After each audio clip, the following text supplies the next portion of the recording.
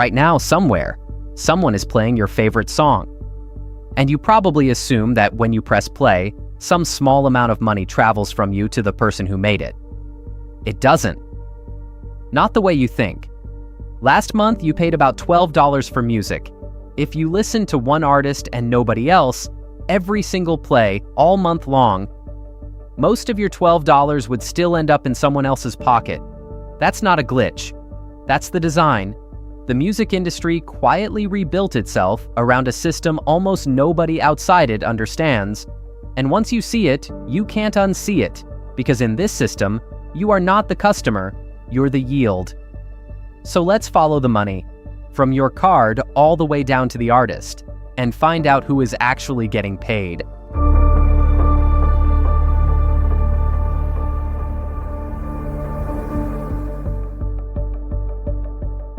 Start with the number everyone quotes.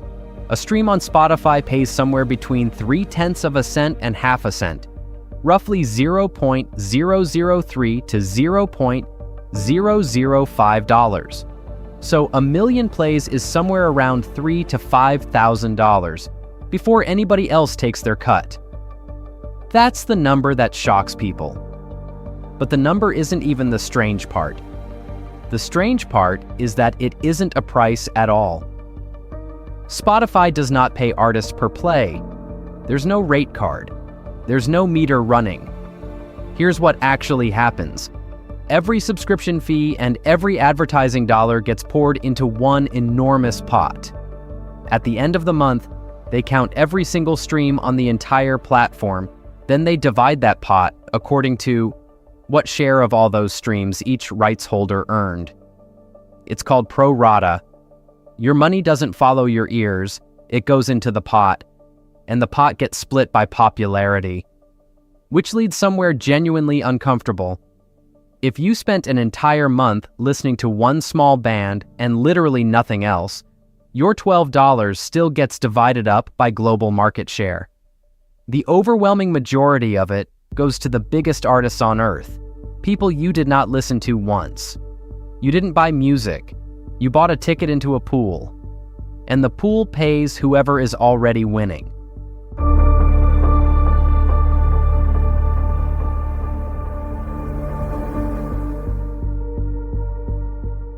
Now it gets sharper. In April of 2024, the rules changed. A track now has to be played at least 1,000 times in a 12-month window before it earns anything at all.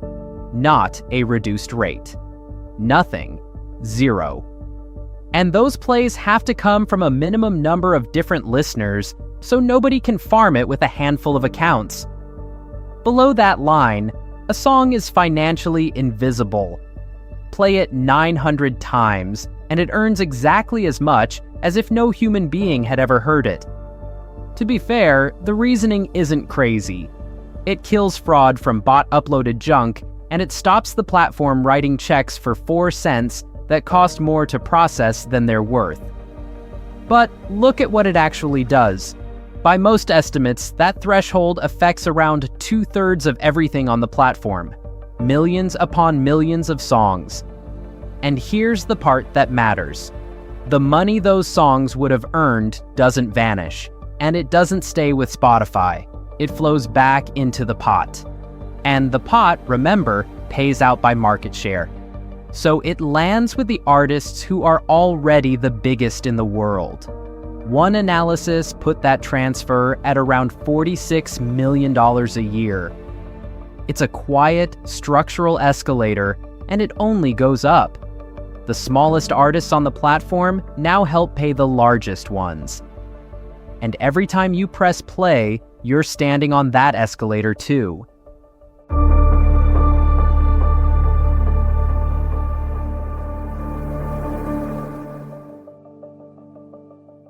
So if the system is built to funnel money upward, who actually wins?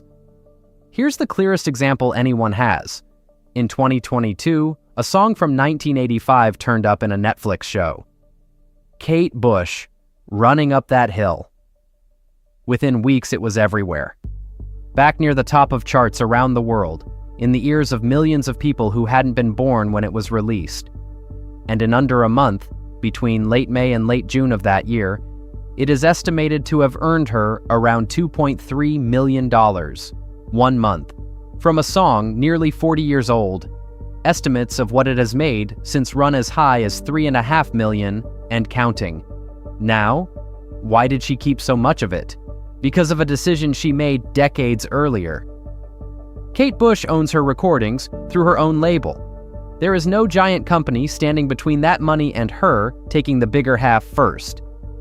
Analysts reckon she keeps 80% or more of the recorded royalties. Compare that with a typical new artist on a standard major label deal, where the label can take the majority of everything the recording earns, and the artist only sees what's left after the advance has been paid back out of their own royalties. Same song, same streams, wildly different outcome.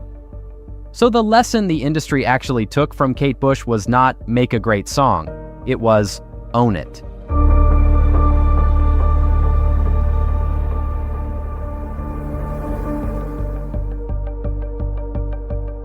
Which brings us to the strangest thing happening in music right now. If you own your songs, and songs earn forever, and one television placement can print millions of dollars, why would anyone ever sell? And yet, over the last few years, almost everyone has. Bruce Springsteen sold his catalog to Sony in 2021 for a reported $500 million and more. His recordings and his songwriting together in one deal. Bob Dylan sold twice, and this is the part most people miss. A song is really two separate things you can own. There's the composition, the words, and the melody. And there's the recording of it. Two different assets, two different owners, two different checks. So Dylan sold his songwriting to Universal in 2020 for a reported $300 million, then sold his recordings to Sony in 2022 for a reported $200 million more. $500 million out of one body of work sold in two halves. Sting, a reported $250 million. Justin Bieber, and he was 28 years old at the time, sold his interest in his catalog for a reported $200 million. 290 songs. Essentially everything he had made in his life up to that point, and earlier this year, Britney Spears reportedly sold hers for around $200 million. So why sell the golden goose? Partly tax, partly certainty, a guaranteed sum today instead of an unknowable trickle spread over the next 50 years. But mostly it's about who is buying, because the buyers are not fans.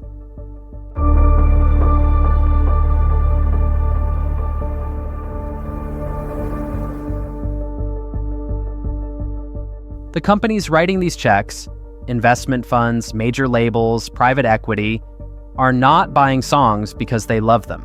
They're buying a bond. A song with decades of streaming history behind it is one of the most predictable income streams that exists. It doesn't need a factory. It doesn't get sick. It doesn't ask for a raise.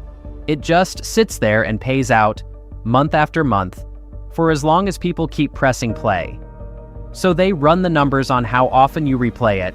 They model that forward 30 years, and they pay a price today for your future listening. That is what's being bought and sold, not the music, your habits. When Springsteen sold for $500 million, the thing that made it worth $500 million was the near certainty that people would go on playing those songs for decades. You are the asset. Every replay is a payment on somebody's investment. None of this makes the music worse. That isn't the point. But the next time you press play on a song you love, it's worth knowing exactly what you're doing. You're dropping 1/3 of a penny into a pot you don't control. It gets split by rules you never agreed to in favor of artists you didn't listen to. And you're topping up the return on an asset that somebody bought years ago, betting that you would do exactly this. Every song hides a story. This one's just written in numbers.